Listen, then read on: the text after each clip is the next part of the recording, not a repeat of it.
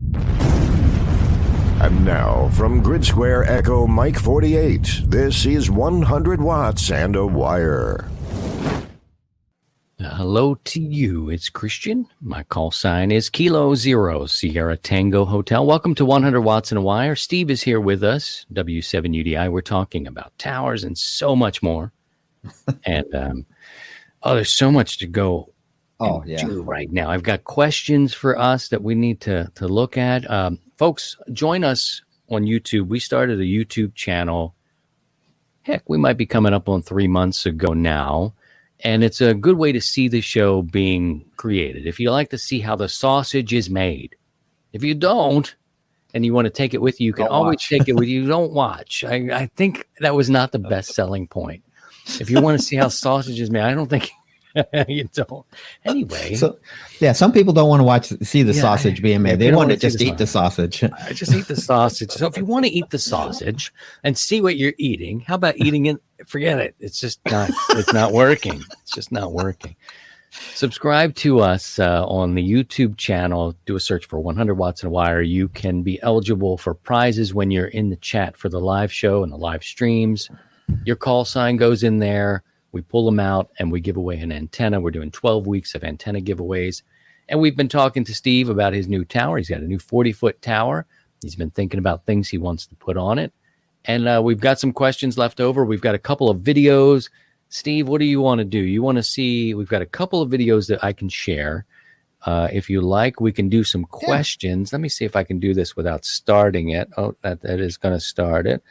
I got a video from me. I got another video. Let's first go to the video from Rex. Let's do the video. And you are welcome to send me a couple 3-minute video about what you're working on. I'm always interested. People are like to see what you're doing. And over this holiday, people are doing different things. So I got a video from Rex that I can share here with you. Let's see what Rex is up to. And with any luck, you'll be able to see and hear this. All right, Christian. This is Rex, KE0MHJ, and this is what happens when you rearrange your entire living room. Your shack explodes, your son's computer's broke down, and your entire shack comes to the basement to become reborn. But it's a pile right now.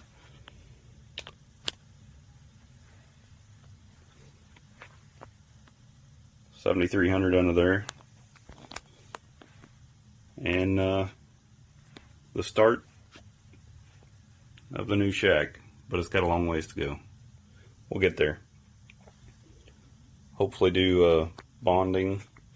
Originally the shack didn't have any bonding upstairs, and luckily my electrical service is right behind that wall, and hope to bring coax through this wall and bond everything together. I've got grounding rod outside, will be bonded to the main service. We'll get everything straightened up like it's supposed to be. But as for now, yep, there's a boom mic down there. It's all in a pile. So soon, I've got a letter there from a fellow ham that wants to know about my fan dipole, so I need to get him written. But right now there's actually 4 monitors hiding on here, but we're not going to keep all of them on here. Anyway, Christian said he wanted a video, so here you go. 73. Steve, I'm scared. That makes me nervous. You got to tear it down before you can build it back up. Well, he's moving from one location to the other, and it looked like he had a good a plan. It's a plan and everything. It'll be fine. It's a little scary in the beginning, but this is Steve, though. This is Steve. It'll be fine. It'll be fine. It'll work. It's going to be great. Don't you worry. Don't you worry. Main thing is he's talking about bonding. That's awesome. Steve, someone has now chimed in here in our chat, and you might know this person. It looks like they share your same last name. And that hot mess is why Steve has an outbuilding. Oh, see. So your wife is now tuned in, and I feel for you now. I think that was my grandson, Dean, that you saw there. So Okay. Okay. Cool. Very cool. I've got another video to play for the folks that can see. You should be able to hear it just fine on the audio podcast. But yeah, Rex is making things happen and moving. And it's funny that C says this because if you turn this camera around, you would see like it looked like something was disemboweled in here. Like this area is okay. Oh, on the other side is my workbench, and it's just like a constant struggle. But all those wires and things like that. Let's see if I can share another one with you. If this will work, we should be able to pull this up here. Let's see. Hopefully you see and hear this one as well. Let's go ahead and roll this for you. Okay, got to start it over here. Very cool. Very cool. Oh, nice job on the staining and the urethane. Oh, that's going to be sweet. He seems a little bummed he put the wrong side in first there, but that's okay. You can you'll have to stain it. It looks beautiful. Looks great. Thanks for sharing that video, and you're welcome to let us know what your projects are that you're working on. A couple-minute video is just easy enough to play back, and the audio may be a little iffy depending on each person's. Hopefully, you were able to hear that okay. But it just depends. Everybody's not an expert with that. So you kind of got to piece some things together. And once he came in there, you could hear it much better. So let's see. We can take some questions in the chat. We also have a few questions left over from last week that we can work on as well. Did you see that meter? I believe that old looking meter was part of a rotor, I think. That was a rotor. Yeah. It's one of those CDI. It's a CDE rotor. Yeah.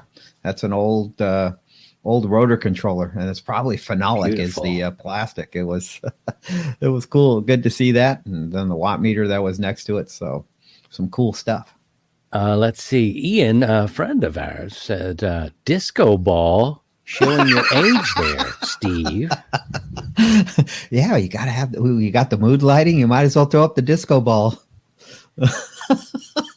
That is funny. Disco ball, and your wife is back, Steve. This is getting a little wacky here. As long as it stays out in the shop. Yeah, as long as it stays out there. For sure. We have a couple questions. Let's see if we can help out. If you have questions, you can put them in the chat. You can also send them. Facebook is fine. We end up finding everything.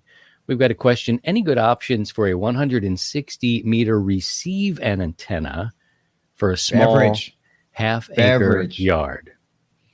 Beverage, explain more. Explain a little bit more. Beverage antenna is just a super long wire antenna up about maybe 4 or 5 feet. It doesn't have to be up. It's low to the ground. But as long as you can get it out, 500 feet is ideal, but you're sitting on a half-acre lot. Just get out as much as you can. Normally, they're kind of a straight line, but you know what? Just go out and run the perimeter of your property and stuff like that. But the whole thing is it's down low, and there's a lot of information on the web that you can find out about a beverage antenna. So just look up for beverage antenna. It's great for receiving on 160 meters. All right. Thank you for that, Steve. That was Whiskey X-Ray 2 Sierra. And Eddie asks, how is it that if you are abiding by the FCC rules, you are transmitting across 5 or more KC? Isn't 3 the legal limit? I hear some go as far as 8 or 9 wide, especially during a contest. So I should say this came right during last weekend's big contest, and I get ear fatigue, Steve. I there's so much going on adjacently to anything, even if I want to listen to a station, and you want to comment on that. It makes it hard for me to just listen to the radio because of all that extra bit going on there. Eddie seems a little bit troubled by how wide these guys are going during contests. Any thoughts?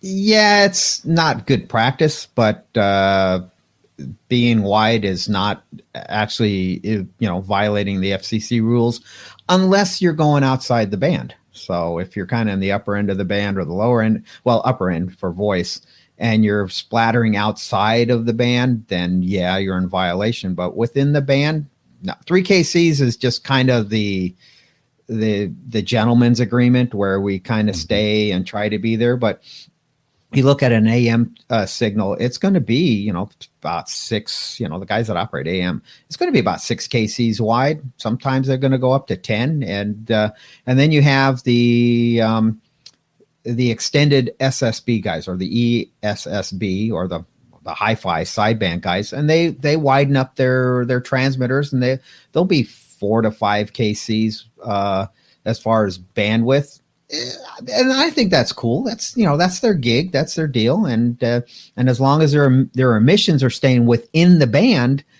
it's by the FCC, we're legal. But you're going to irritate people, and your neighbors around you on the band.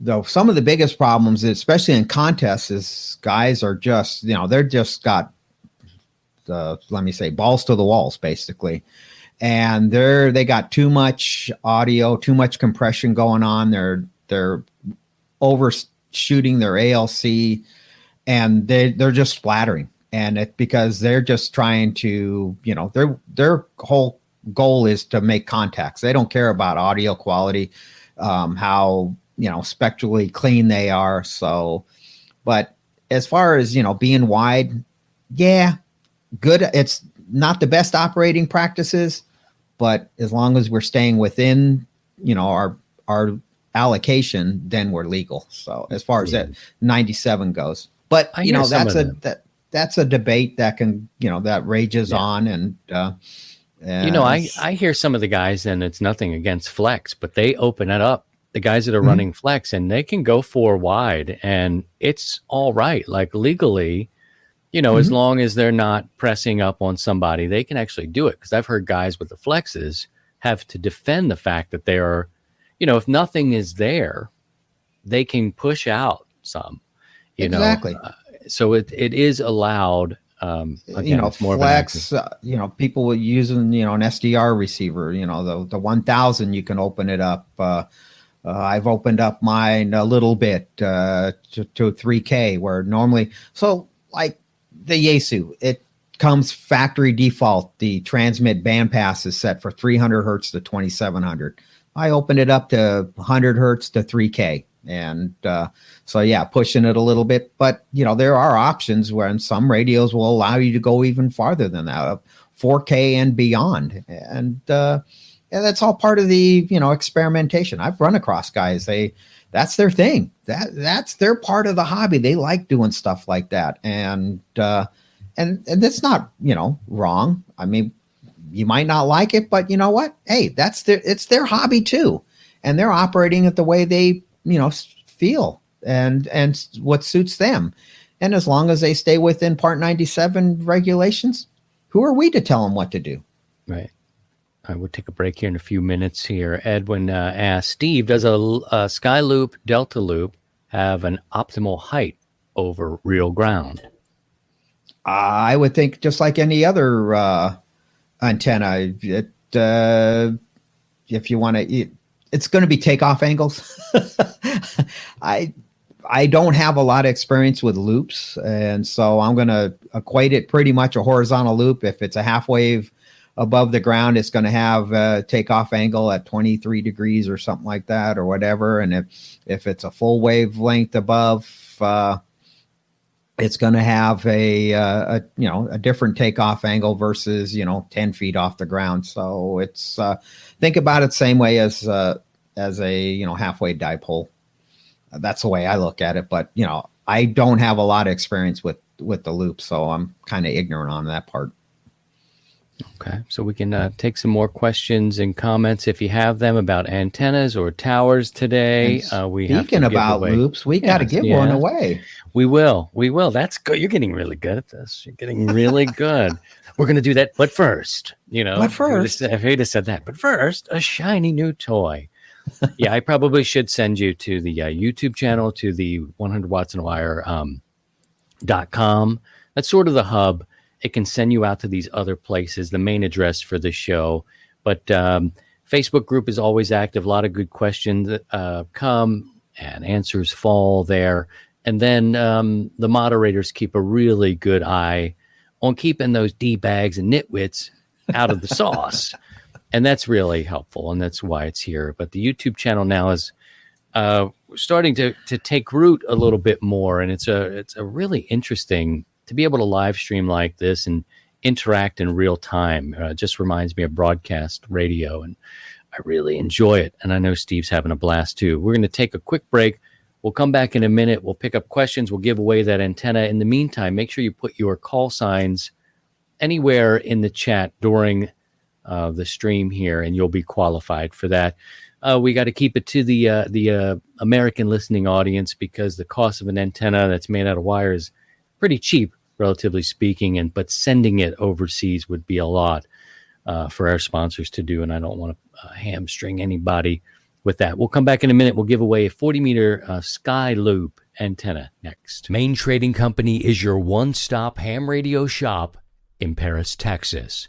Find us on the web at mtcradio.com. We've been in business for 12 years. We take trades and love to help fellow hams trade up to a newer rig. Watch our used gear page on the web for great deals on older and even like new equipment. Main Trading is a mom and pop business owned by Richard and Christine Lenore. We hope you'll hop on the web and give us a try, or give us a call at 903-737-0773. We're here hoping to earn your business with good old-fashioned friendly service. If you're in Northeast Texas, stop in and see us at 2707 Lamar Avenue. Main Trading Company, Surplus Electronics, and Ham Radio. Yes, sir. And welcome back. It's Christian, K0STH, Steve, W7UDI. Last week we had Leanne with us, and she said, let's give away the 40-meter loop. And being well-trained men that we are, we're like, yes, ma'am. Yes, yep, of course. Yep, totally. How many? One? All right. But the idea was, let's give away what we hadn't given away yet, and then maybe get some feedback from the people who have won it, antennas. And we still have some things to look at for next week. We have an end fed, and I don't believe we've given away the off-center fed yet, which is cool. So we'll think about that. Are you ready, Steve? Let's see who we can pull up. And the random drawing is just that. The call signs go in a bowl. They are signed with a number. My children will pick the number, and bada bang, you find out that the winner is Jason. Kilo Echo 0, India Alpha Victor, Jason. And he's going to get to try out this 40-meter loop, which I believe is 35 feet on each side. You need a little space, but as Steve said today, and Ed Durant has told us earlier in the meet and greet, that you can kind of bend it any way you need to do it. Just get it up there and try it out and see. Get it up. Ed also mentioned an article that he has written, and it's in the chat there. You can find it in the link. And if you're listening to this on the road, traveling back from Thanksgiving, you can see the show as well and go back to the chat and click that link. But congratulations to Jason. I'm really curious to see how 40 meter, like that's something like I want to play with. You know what I mean? That's like, I don't have that, and I've never tried a loop, but I would try it. I would try it. Have you ever done a loop, Steve? I hear nothing but good about a loop. Yeah, I haven't tried one yet, and at the old place, I, thought about putting one up, but it just never happened. And but people that I've known over the years that have it up, they swear by it. They love it, and it's a great all-around antenna. With a tuner, they can pretty much the one antenna works everything. So the one commonality that people have told me is cut it for the lowest band that you want to operate on. So if you want to operate 80 and above, then you cut the loop for 80 meters. If you have the room to put up for 160, then great. And that's 500 and some odd feet at 160. So that's a lot of wire up in the air, but a 40-meter loop, I'm estimating is about 135 feet of wire, somewhere around there. So that's manageable. Do you remember the year that I had a spool of 500 feet at 500 feet of wire, and I ran it from my switcher up a tree about 12 feet high and ran it straight out to the north. Straight out to the north. And at some point, 250 feet in this thing, I'm like, what what the hell are you doing? And I'm taking nails and I'm putting them in the tree and I'm looping this thing above it. I'm hanging it. It's going down. It's back up. It's going around 500 feet. And I'm thinking, wow, man, that's really something. And it took me a day to put this wacky thing up. It was 12 feet high, came in, no noise. The SWR on all HF bands was really low, under 2 to whatever it was. I was like, wow, this is crazy. Mm-hmm. And I was like, look, and I was hung up on the fact that I couldn't put much power into it, right? I could put 100 watts or whatever because of the balun that I was using. Uh-huh. And so I came inside, and then I think you told me or somebody else told me that this will be a directional antenna to the north. And I was like, well, I don't know. I can't put power in it. I can't put power, and it's directional. And so I came in and I made a contact with Michigan, on this thing at 12 feet high, 500 feet to the north, straight out. Uh-huh. And promptly took it down, man. I'm out there, I'm like all this, a full day of putting it up. But something in my mind hung me up on the fact that it was a directional antenna. Mm-hmm. And I couldn't dump too much power. That go about 45 degrees off the.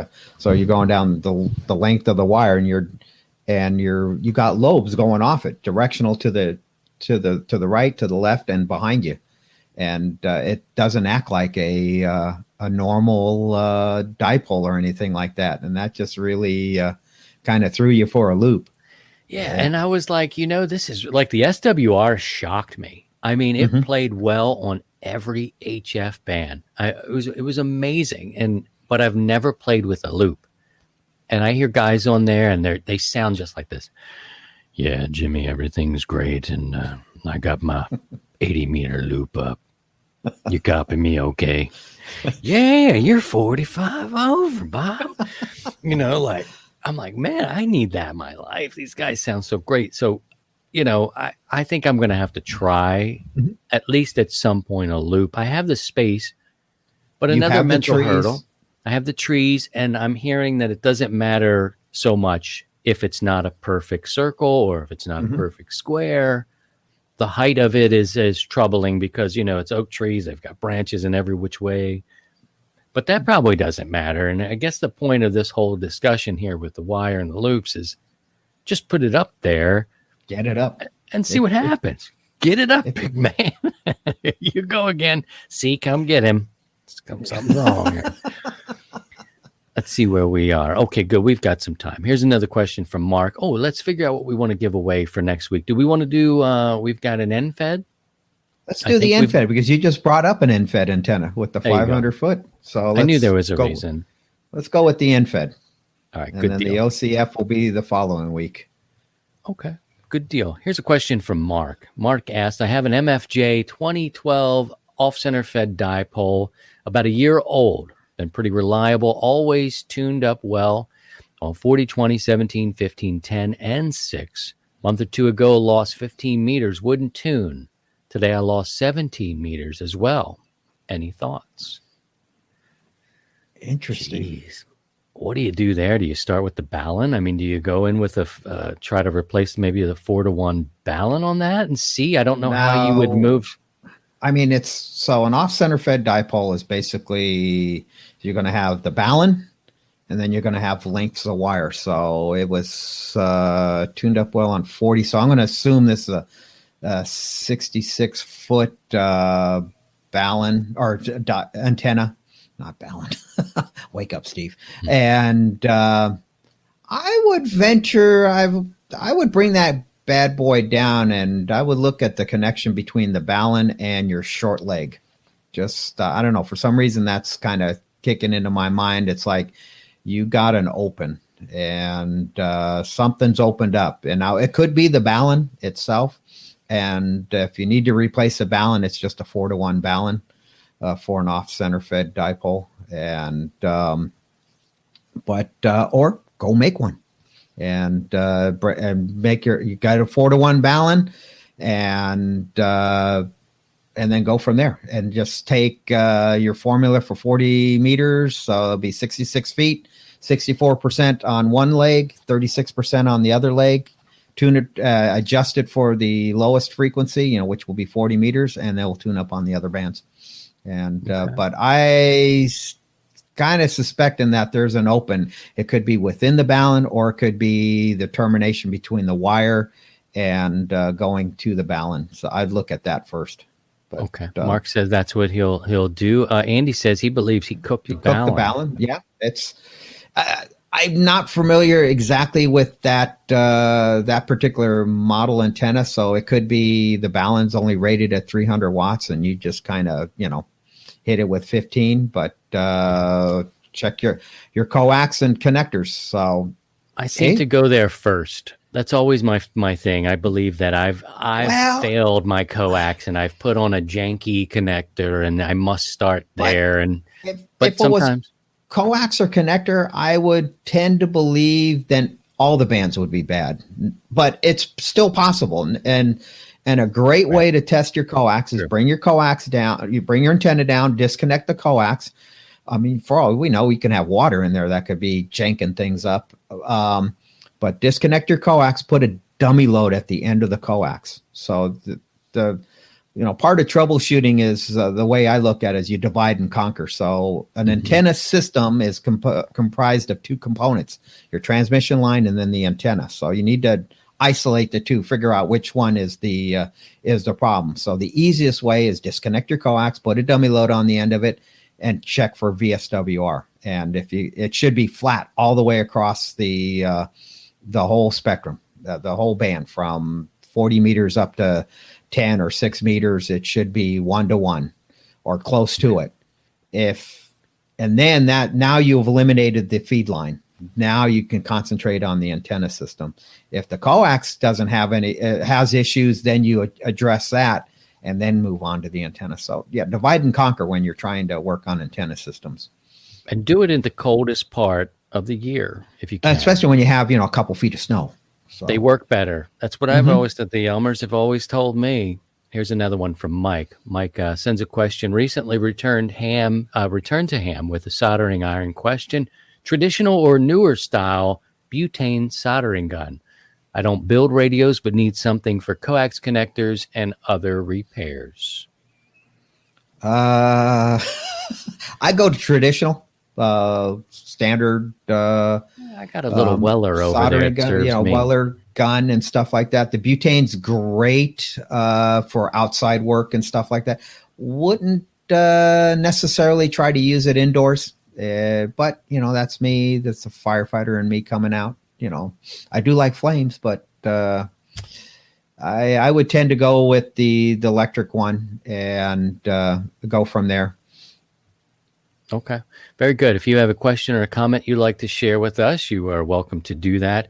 I got a comment from Walter. Last week we had Leanne on the show, and we were talking about the future of amateur radio, and with probably a unique look when we talk about being in America. And Walter had an interesting comment. Says, not to worry, y'all. Ham radio does not rely on Americans to save ham radio. There are people worldwide that are not white, been there, done that, and have 5 different calls worldwide. So it's an interesting talking point to dovetail off of what we did last week with Leanne.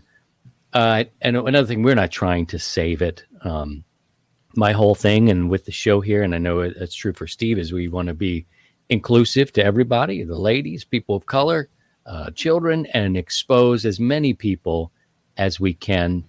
But yeah, we probably did have a unique American perspective on that one. So I appreciate Walter at least stopping in and giving us a thought about things overseas. I hear on 80 meters all the time, or during contests, we're so polite. We're so polite to the people we work in different countries, and you're 5, 9, 10, plus 10, Mohammed. And they're so happy to make the comments and the connections. And then, as long as we can kind of keep that going, let's. Yeah, we do kind of get a little wrapped up in our country here. and kind of see it through that prism. And but yes, thanks, Walter, for bringing that. It is a worldwide hobby, and it's sometimes we forget that. Yeah, and we're not looking to save it. We just want to do better, do more. And Jarrett's chiming in now on the soldering iron. I use a butane torch or when I'm working out in the field. There you go, Jarrett. Thank you for that. Ian adds, let's see, you can't control the temperature on the butane-powered irons. So that's a good point, too. It's either on or off. Okay, so here I had another video that I did for you guys before we wrap things up. And let me see if I can make this work for you. It was the window weights before I gimped up my leg real good. It's been about a week now. Let me pause that. Sorry, let me get back. Too many things. Let me take you outside and show you. I want to show you the window sashes that I use here. And I can do that. So you'll be able to hear me on the audio side of this, and you'll be able to see it on the YouTube channel. So let's check it out here and hit play. There we go.